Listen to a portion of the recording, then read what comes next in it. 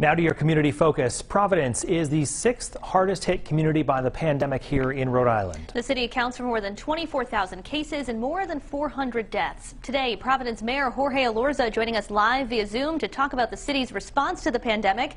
Mayor, thanks for being with us. Great to be here with you, Ken.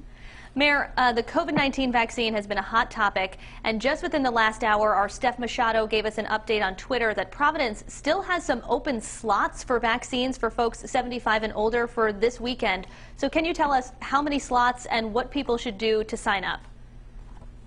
That's right. We received a very limited amount of vaccines from the Department of Health, and anyone 75 and over who lives in the city of Providence can call 311 right now.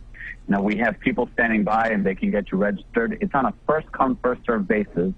And again, we have a very limited amount of vaccine appointments left for Saturday, and we have a few more for Sunday. But, on the whole, it's about 150 total.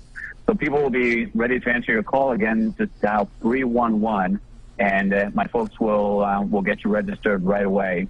You may have to wait a little bit as a lot of people start calling in, but we want to process as many of these and get as many vaccines into people's arms as possible. Certainly heard a lot in the past year about defunding the police. You've faced some criticism after signing a deal with the Providence Police Union that includes significant pay raises. So what's your response to those who say that money should have gone to non-police services? Well, we signed this contract with the police union, and as of right now, it's a tentative agreement. It still has to be ratified by the police and by our city council. But when you look at it just from the financials, we're providing additional raises to the police department, but this contract also includes historic pension reform. As you know, pensions have weighed us down as a city for a very long time. And when you net that out, it's actually a net savings to the city, a significant net savings to the city in terms of the pension benefits and that it's going to help the city with over the long term. So I think it's a very balanced contract that we reached. But at the same time, we understand that we want to be on the front lines of policing and be ready for what policing of the future looks like.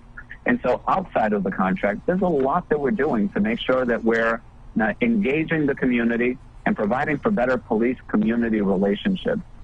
At the end of the day, this question of police reform and what we're going to do, it really goes in one of two directions. Do you believe that the community is safer having more interactions with the police or having less interactions with the police? I believe that the more interactions we have between the community and our police department, the better off we're going to be. And that's what we want to invest in, while at the same time making sure that we're serving the community but providing the services that are required. And Mayor, that's certainly one of the big conversations that I think that came out of 2020. A lot happened last year in your city, a lot of it very emotionally driven, passionately driven. We didn't see a lot of you last year, though. Was there a reason for that?